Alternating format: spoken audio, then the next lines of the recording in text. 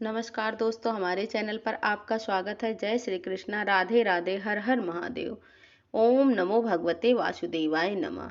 जय श्रीमन नारायण। दोस्तों, वैशाख का महीना भगवान श्री हरि विष्णु को अत्यंत प्रिय है और इस महीने में बहुत सारे शुभ पर्व भी आते हैं। वैशाख के महीने में विशेष रूप से भगवान श्री हरि विष्णु और परशुराम जी की उपासना की जाती है, पूजा की जाती है। मान्यता है कि वैशाख मास में पूजा पाठ करने से, व्रत धारण करने से और सुबह उठकर स्नान करने से सुख समृद्धि मिलती है और अधिक पुण्य की प्राप्ति होती है और घर में खुशियों का वास होता है। और इसीलिए बहुत सारे भक्त हैं जो वैशाख मास का स्नान करते हैं और बहुत सारे भक्त ऐसे भी हैं जो कोई पूरे महीने व्रत भी धारण करते हैं।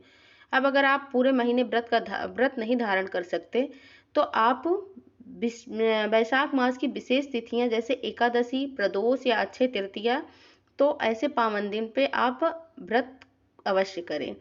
अच्छा, जो लोग वर्ष भर की एकादशी नहीं कर सकते हैं तो वो चाहें तो वैशाख मास की दोनों एकादशी आप कर सकते हैं। एकादशी का व्रत करने से बहुत ही अधिक पुण्य फलों की प्राप्ति होती है और बड़े से बड़े पापों का नाश हो जाता है। सभी प्रकार की कामनाएं पूर्ण हो जाती हैं, जीवन के दुखों का भी निवारण होता है। इसीलिए एकादशी का व्रत अत्यंत श्रेष्ठ है। तो आइए जानते हैं 2025 में वैशाख मास की पहली एकादशी बरूथनी एकादशी कब है, एकादशी की तिथि कब प्रारंभ हो रही है, कब समाप्त हो रही है और हमें व्रत कब धारण करना है, यानी कि व्रत खोलने का शुभ मुहूर्त, आज के दिन किस प्रकार से भगवान श्री हरि विष्णु को पूजा करनी चाहिए, कौन सा उपाय करना चाहिए और भगवान श्री हरि विष्णु को कौन सी वस्तुएं हमें अर्पित करनी चाहिए। बरूथनी का अर्थ होता है रक्षा करने वाली। यह एकादशी साधक को हर प्रकार के संकट, दोष और पापों से बचाती है। इस दिन व्रत और भगवान विष्णु का पूजन करने से अच्छे पुण्य प्राप्त होता है, मोक्ष की प्राप्ति होती और मनवांछित कामनाएं भी पूर्ण होती। बरूथनी एकादशी का व्रत विशेष रूप से दान, संयम, ब्रह्मचर्य और भक्ति के लिए उपयुक्त माना जाता है, तो भगवान विष्णु की सेवा और आशीर्वाद दोनों एक साथ प्राप्त हो जाए, इसके लिए बरूथनी एकादशी बहुत महत्वपूर्ण है। और अब जानते हैं एकादशी तिथि कब प्रारंभ हो रही, कब समाप्त हो रही है, व्रत हमें कब धारण करना है। देखिए, एकादशी की तिथि प्रारंभ हो रही है 23 अप्रैल को शाम को 4:43 पर और एकादशी तिथि समाप्त हो जाएगी 24 अप्रैल को दोपहर में 2:32 पर। तो सूर्योदय कालीन तिथि के अनुसार एकादशी का व्रत हम धारण कर सकते हैं 24 अप्रैल 2025 गुरुवार के दिन।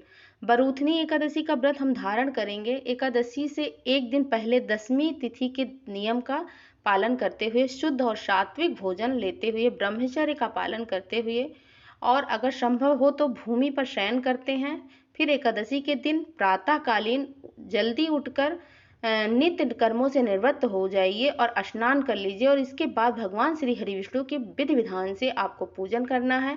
लेकिन सबसे पहले भगवान सूर्यदेव को जल दीजिए, उसके बाद भगवान श्री हरि विष्णु का गंगा जल या पंचामृत से अभिषेक कर दीजिए और उन्हें पीले वस्त्र अर्पित करें, पीले चंदन से उनका श्रृंगार कीजिए और विधि विधान से धूप, दीप, पुष्प इत्यादि अर्पित करके उनकी पूजा कर लीजिए। एकादशी के दिन भगवान श्री हरि विष्णु को पीले फलों का भोग लगाना चाहिए, जैसे कि केला, आम इत्यादि का भोग आप श्रेष्ठ माना गया है। लेकिन जो भी भोग आप लगाते हैं उसमें तुलसी का पत्ता अवश्य डालिए, लेकिन एकादशी के दिन तुलसी का पत्ता कभी भी तोड़ना नहीं चाहिए, इसीलिए तुलसी में जल भी नहीं देना चाहिए। तो सिर्फ तुलसी में हम दीप दान कर सकते हैं, तो तुलसी के पत्ते एक दिन पहले ही तोड़ के रख लीजिए। एकादशी पर जब आप भगवान श्री हरि विष्णु की पूजा करें तो आप उनका प्रयोग कर सकें। एकादशी के दिन भगवान श्री हरि विष्णु की प्रसन्नता के लिए विष्णु सहस्त्रनाम का पाठ करना श्रेष्ठ माना जाता है।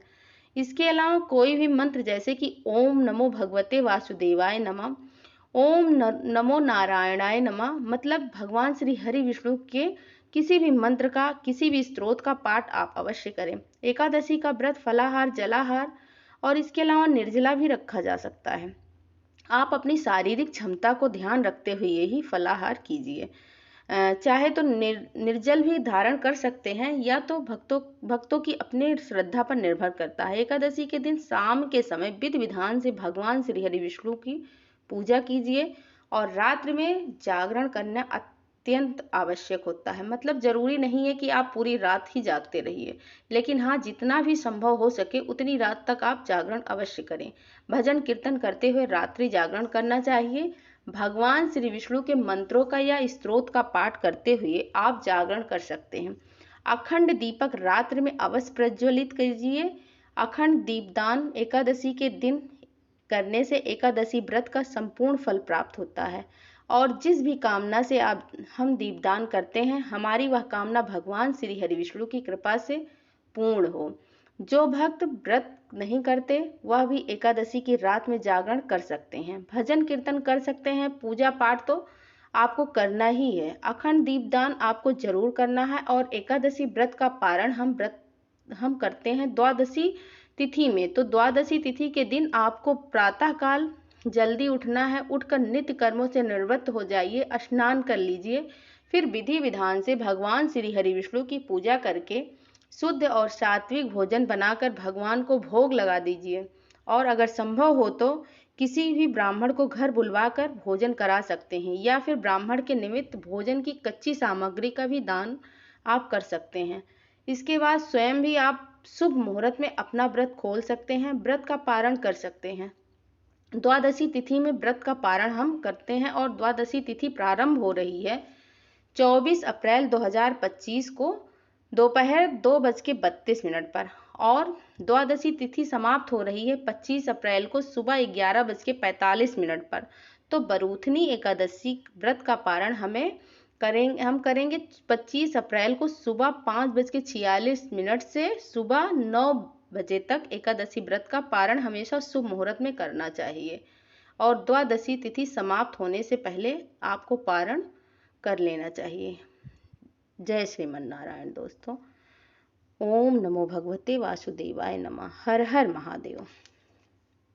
दोस्तों, आप लोग बैसाख मास की कथाएं तो इस चैनल पर ज़रूर सुन रहे होंगे, अगर नहीं सुन रहे हैं तो आप हर रोज़ सुनना प्रारंभ कर दीजिए, और हमारे चैनल को लाइक करिए, सब्सक्राइब करिए और कमेंट करना बिल्कुल भी ना भूलिए। धन्यवाद।